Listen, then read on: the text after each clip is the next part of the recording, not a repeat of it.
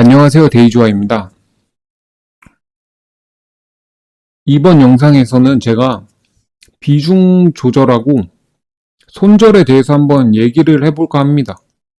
이제 대부분 유튜브에 돌아다니는 손절 영상에 대해서 한번 찾아보면 단타 매매는 본인이 정한 기준에 따라 뭐 마이너스 1%에서 마이너스 3% 이내에서 손절을 하고 나와야 된다. 그렇게 막 얘기를 하거든요. 그리고 그걸 못 지키면 손절을 못하는 뭐 신법의 문제다 이러면서 이제 막 신법 영상 막 이런 거를 얘기를 하는데 저는 그게 반은 맞고 반은 공감을 좀 못하거든요. 그게 무슨 말이냐면 그러한 방법이 필요하긴 합니다. 근데 저는 그러한 방법이 정말 최후의 방법이라고 생각을 하거든요. 만약에 제가 어떠한 종목을 굉장히 좋게 봤다고 생각을 해봐요. 그러면은 그 종목을 매매했는데 비중 100%를 샀다고 한번 가정을 해보면 제가 이 종목을 굉장히 좋게 봤으니까 100%를 때렸겠죠. 근데 제가 원하지 않는 흐름이 나왔고 결국엔 마이너스 3%? 막 이렇게 밀렸다고 쳐봐요. 아니면 마이너스 5%? 그러면은 제가 이 종목을 좋게 봐서 현금을 다 썼는데도 이렇게 내가 예상 못한 흐름이 나오면 손절을 해야죠. 근데 이러한 방법은 내 계좌가 깡통으로 가는 걸 막는 최후의 방법이거든요. 그래서 저는 반은 공감은 한다고 얘기를 한 거예요. 이러한 방법을 반드시 몸에 익혀야 됩니다. 최후의 방벽 같은 거예요. 내 계좌를 지키는. 근데 제가 반은 공감을 못 한다고 한 게 이러한 최후의 방법이 마치 단타 매매를 계속 진행함에 있어서 계속 활용하는 방식처럼 얘기를 하더라고요. 근데 저는 그렇게 얘기를 하시는 분들 중에 트레이더를 잘하는 분들을 솔직히 못 봤거든요. 그리고 그렇게 말하는 영상들을 보면 그분들의 트레이더 실력이 눈에 보여요. 말만 하는 것만 들어도. 제가 그분들을 무시하는 게 아니라 초보자분들도 제 말에 느끼실 거예요. 어떠한 종목을 매매했는데 내가 이거 막 원칙 지키려다가 막 신법도 열심히 찾아보고 이제 이러한 손절을 잘해. 그래서 손절을 열심히 합니다. 마이너스 2%에서 3%. 그리고 내가 손절을 하면 올라가요. 이러한 거를 진짜 많이 경험하셨을 거예요. 이게 주식은 이게 흐름이거든요. 흐름. 그래서 그 흐름 내에서 트레이딩을 하는 거예요.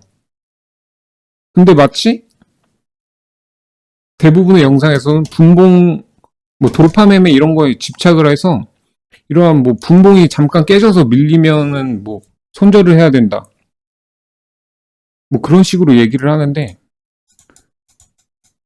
저는 솔직히 잘 모르겠어요. 그러한 내용들은.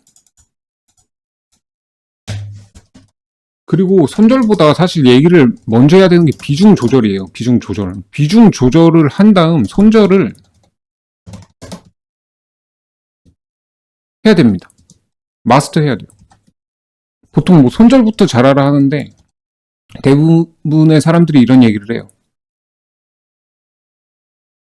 뭐 비중 조절 백날 열심히 해도 손절 한번 잘못하면은 뭐 돈 잃지 않냐 이러는데 애초에 비중 조절 못하면 돈을 못 법니다. 그러니까 여기서 다 깨지는 거예요. 여기서 다 망하고 여기서 마치 손절을 못해서 망한 것처럼 얘기를 하거든요. 근데 비중 조절을 못해서 이미 망해가는 상태에서 최후의 수단 손절을 안 한 것 뿐이에요. 그래서 사실 손절을 얘기할 때 이러한 비중 조절 얘기를 빼고 마치 뭐 마이너스 1%에서 뭐 3% 손절 안 하면은 그것 때문에 원칙을 안 지켜서 망한 것처럼 얘기를 하는데 저는 좀 굉장히 무책임하다고 생각을 합니다. 그러한 내용들은. 솔직히 여기서부터 잘못된 거잖아요. 여기서부터 물리고 들어온 거죠. 여러분들도 아시겠지만. 그래서 저는 주객 전도가 됐다고 생각을 해요. 무조건 비중 조절입니다. 여기서 해결을 해서 이 손절을 뭐 마이너스 3% 손절 이런 거를 최후의 방법으로 써야 돼요. 이게 마치 트레이딩을 하면서 매번 활용하는 방법처럼 쓰면 안 됩니다.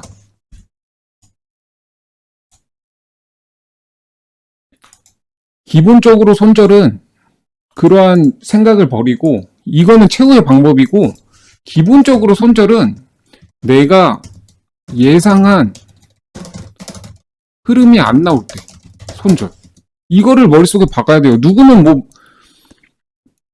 이 종목을 매매할 건데 이 종목은 뭐 가벼워서 아니면 오늘 시장이 안 좋아서 마이너스 3% 정도까지 흔들릴 수 있어, 그렇게 생각하면은 비중 조절해서 분할 매수를 하겠죠. 마이너스 2%가 되면 더 추매를 하겠죠. 손절이 아니라. 그러니까 내가 어떠한 종목을 매매할 때 시나리오를 먼저 세우고 그 흐름에 따라서 매매를 해야 됩니다. 그럼 보통 이제 비중 조절이라 하면은 그럼 너는 어떻게 비중 조절하냐 이렇게 물어보실 수 있는데, 저는 시장에 따라서, 재료에 따라서, 혹은 종목급에 따라서, 일봉 위치에 따라서 뭐 이런 식으로 비중 조절을 해요. 그게 무슨 말이냐면, 우선은 시장을 기준으로 얘기를 해볼게요. 시장 기준. 여기 호가창 차트, 이게 호가창이잖아요. 호가창을 이렇게 500만 원, 1000만 원, 10%로 제가 지금 세팅을 했거든요. 만약에 이거를 한 2000으로 바꿔볼게요. 이걸 어떻게 바꾸지? 만약 이렇게 세팅을 제가 한번 해봤다고 생각을 해봐요. 예를 들어서 500만 원, 2천만 원, 10분할로 한번 생각을 해봐요. 그럼 5천이죠? 2억이죠? 근데 시장이 안 좋을 때 제 손이 어디로 갈까요? 아침에 나는 몇 번을 누르고 매매를 할까, 이 생각을 할까요? 이게 1번, 2번, 3번 중에. 당연히 1번입니다.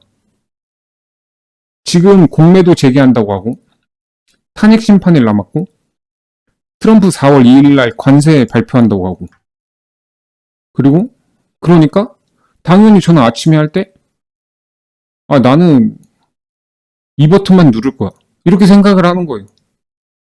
그러다 시장이 좀 좋아졌어. 그러면은 뭐 이 버튼을 누르겠죠. 2억을 최대. 그럼 더 좋아. 미수 풀빵 10%를 하겠죠. 몇 억이 됐든. 이걸로 이 버튼으로 매매를 하겠죠. 좋은 재료가 있을 때는. 그래서 저는 아침에 제가 이걸 정해요. 나는 오늘 시장이 안 좋으니까 이거를 뭐 1000으로 세팅하고 해야지. 막 이런 식으로 정합니다. 그러니까 기본이 시장이에요, 시장.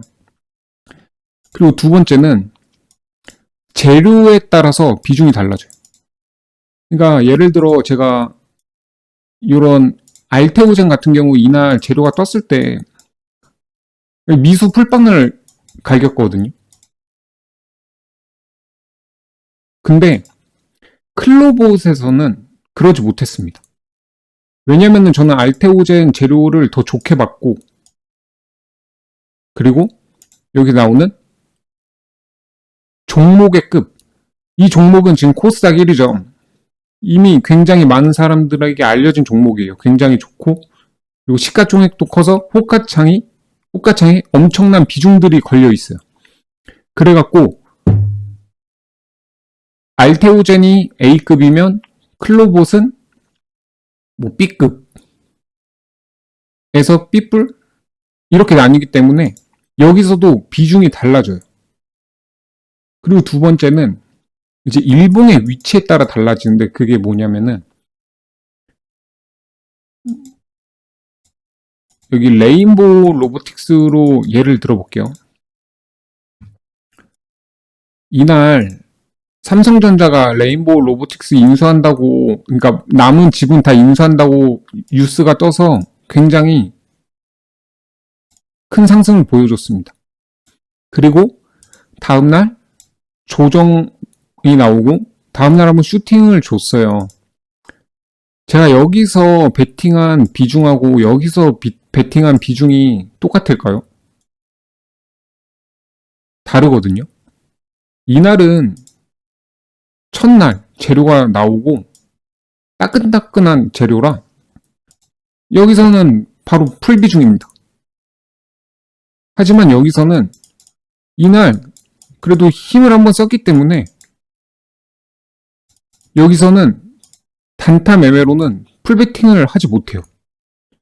물론 이 종목, 이 시장 상황에서 로봇 섹터가 엄청나게 핫해갖고 쭉쭉 올라갔지만 이거는 결과론적인 거고 보통 이렇게 재료가 등장하고 이 재료가 너무 좋아서 연속성을 보여줄 때 가장 첫날 가장 신선한 재료일 때 저는 비중을 많이 태웁니다. 그리고 올라갈수록 비중을 줄여요. 뭐 하나에어로도 마찬가지예요. 제가 현대로템인가? 아마 여기서 매매를 했었는데 여기서도 하고요. 왜 했었냐면 이때가 2월 6일이죠. 이때가 2월 11일. 아, 제가 여기서 매매했네요. 이 현대로템이 오르는 걸 보고 하나에어로를 이제 매매를 했었거든요. 이게 무슨 말이냐면은 방산이 쭉 떨어졌다가 다시 오른 이유가 실적이 생각보다 너무 잘 나왔어요. 애널리스트들이 예측이 다 실패를 했습니다. 그래서 오른 건데 그래갖고 저는 하나 에어로스페이스도 굉장히 잘 나온다고 봤어요. 그래서 매매를 했던 건데 제가 이제 이런 곳에서 매매를 할 때랑 이런 곳에서 매매를 할 때는 비중이 다릅니다.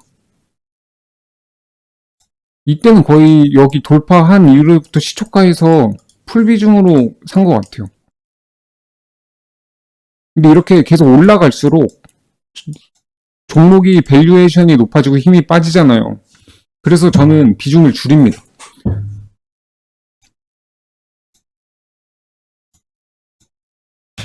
그래서 비중 조절이 시장 재료, 종목의 급에 따라 또 일봉의 위치에 따라 본인이 정해야 돼요. 분봉으로 한번 보시면은 하나 비전을 볼까요? 하나 비전. 이제 여기서 TC 본더를 그 SK 하이닉스에 납품한다고 해서 이게 오른 거예요.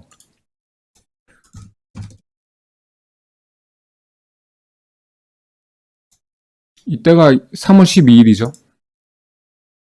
3월 12일. 그럼 여기서 이제 신고가 부근인데 55,000원이잖아요.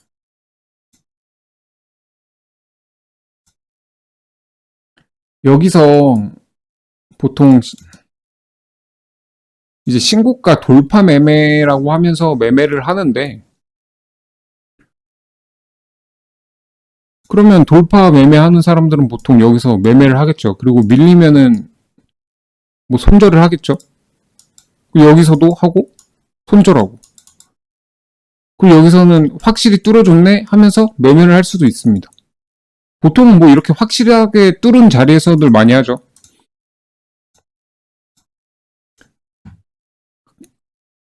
그래서 결론적으로는 같습니다. 근데 여기서 맞고 떨어질 수도 있는 거예요. 그래서 손절은 굉장히 단타 매매는 칼같이 해야 된다 이렇게 얘기들을 하는데 제가 봤을 때는 그냥 흐름이에요. 흐름으로 잘 올라갔습니다. 전혀 손절할 구간이 없는 흐름이거든요. 그래서 이런 주식을 볼 때, 그러니까 주식 차트를 볼 때, 분봉을 볼 때, 막 이런 장대 양봉에 집착하지 않았으면 좋겠습니다. 이러한 거래 대금을 보면서 주식의 흐름을 봤으면 좋겠어요. 그냥, 한미 반도체만 SK 하이닉스의 TC 본더를 납품했는데, 이제 그 자리를 하나 비전이 뚫고 들어왔구나 하고 재료 해석을 하면서, 이렇게 하락해도 단기 하락 추세가 끝나고 지지받는 모습 보면서 이런 곳에서 비중 조절을 하는 겁니다. 분할로 사는 거예요. 나 여기서 한 30% 사보고 다시 반응이 왔네? 그리고 조정 나올 때 다시 사보고, 그리고 흔히 말하는 이런 돌파봉에서 이번엔 진짜 갈라나 보다 이렇게 뭐 30%를 사봐요. 그럼 여기서 30 사보고, 여기서 30 사보고, 흐름이 좋아서. 근데 여기서 흔히 말하는 돌파봉? 그럼 여기서 나머지 한 30에서 40 다시 태워보고, 그렇게 흐름으로 매매를 해야 됩니다. 근데 만약에 내가 여기서 30을 샀어요. 여기서 시나리오를 쓰겠죠. 이렇게 갈 수도 있고, 이렇게 갈 수도 있다. 그럼 여기 떨어졌을 때, 난 여기서 30을 샀으니까, 이러한 그림까지 예상했으면 여기서 3, 40을 더 사겠죠. 근데 여기서 밀려. 이 그림은 제가 예상한 게 아니잖아요. 그럼 손절을 하면 됩니다. 왜냐면 제 시나리오는 이게 아니었거든요. 이렇게 가든, 좀 더 눌려서 이렇게 한 번 더 빼든, 오늘은 간다. 이 생각으로 매매를 하는 거예요. 이 흐름을 미리 짜서. 알테오젠 같은 경우도 이날이죠. 3월 17일 제로가 터졌을 때.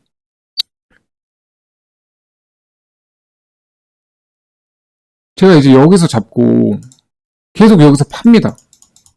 갱신할 때마다. 그리고 밑으로 눌릴 때마다 계속 사요. 이 시나리오는 그냥 하나였어요. 오늘 종가까지 끌어올린다. 가격. 그러니까 오늘 종가가 알테오젠의 오늘 최고가다라는 생각으로 매매를 한 겁니다. 그냥 계속. 슈팅 주면 팔고, 눌리면 잡고, 계속 분할 매수, 분할 매도를 계속 반복한 거예요. 그러니까 그냥 계속 이런 그림을 그린 거죠. 근데 여기서 만약에 이런 식으로 단기 추세가 만들어지면은, 하락 추세가 만들어지면 저는 손절을 했겠죠. 그냥 이 21선을 크게 깨지 않고 이렇게 가겠다라는 생각으로 매매를 하는 겁니다. 그게 더 중요해요. 그리고 다음날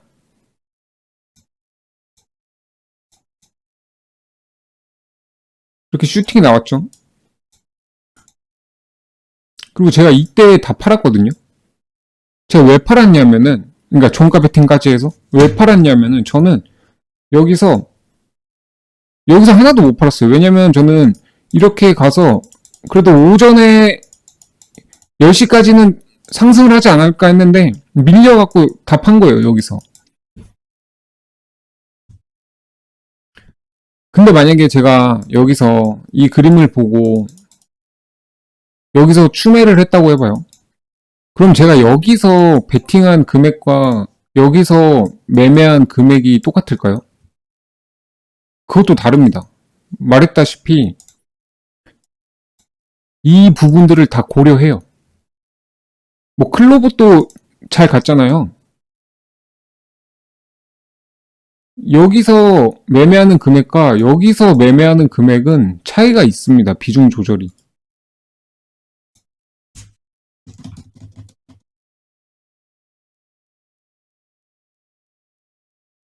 여기 보시면 여기 신고가 슈팅이 나오죠. 근데 이러한 생각 없이 그냥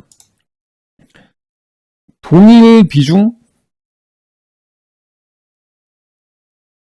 그러니까 동일 비중으로 계속 베팅을 하면은 사실 이게 손절을 못해서 망하는 게 아니라 비중 조절을 못해서 망하는 거거든요. 근데 많은 사람들이 여기서부터 망가졌다라고 생각을 안 해요. 초보자분들이. 다, 나는 아직 손절을 못하는구나. 손절을 못해서 자꾸 계좌가 깡통납니다. 이렇게 얘기를 해요. 물론 이 최후의 방법을 터득 못하면 안 되죠.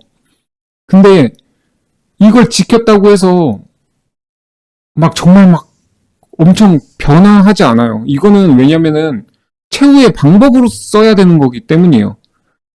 내 고집을 꺾는 최후의 방법. 근데 이 방법이 트레이딩의 기본 손절 방식이 되면 안 됩니다. 무조건 어떠한 종목을 매매할 때 시나리오를 세우고 내가 예상한 흐름이 안 나올 때 손절을 해야 돼요. 내가 한 번 더 떨어진다고 생각을 하면 한 번 더 떨어질 수 있겠다 생각을 하면 비중 조절한 다음 밀릴 때 추매를 하는 거고 바로 올라간다 생각하면 3, 40%산 다음 내가 생각하는 흐름대로 올라가면 굴타기를 하는 거고 이런 식으로 하는 건데 대부분 사람들은 손절을 못해서 단타 매매에 손해를 본다고 생각을 하거든요. 아닙니다. 여기서 실패를 했기 때문에 여기서부터 물리고 와서 손절을 하려고 하니까 금액이 너무 큰 거예요. 그러니까 아깝죠. 그리고 손절이 안 나갑니다. 이렇게 연결되는 거예요. 이게 우선입니다. 이게 첫 번째예요. 이게. 이거는 진짜 마이너스 3%에서 마이너스 5% 이내 손절. 이런 건 최후의 방법입니다. 최후의 방법. 이러한 최후의 방법이 트레이딩 손절의 기본이 되면 안 됩니다. 트레이딩 손절의 기본은 내 흐름이 빗나갔을 때. 이거를 기준으로 연습을 하셔야 돼요. 손절을. 내가 이 종목을 매매하는데 나는 오늘 이렇게 될 거라고 봤어. 그래서 여기서 샀는데 밀리네. 손절을 해야 됩니다. 이런 식으로 그 흐름대로 한번 비중 조절과 손절을 한번 하는 연습을 해보시기 바랍니다. 손절보다는 비중 조절이 먼저입니다. 네, 영상은 여기까지 찍도록 하겠습니다. 제 영상이 도움이 되셨으면 좋아요와 댓글, 구독 부탁드리겠습니다.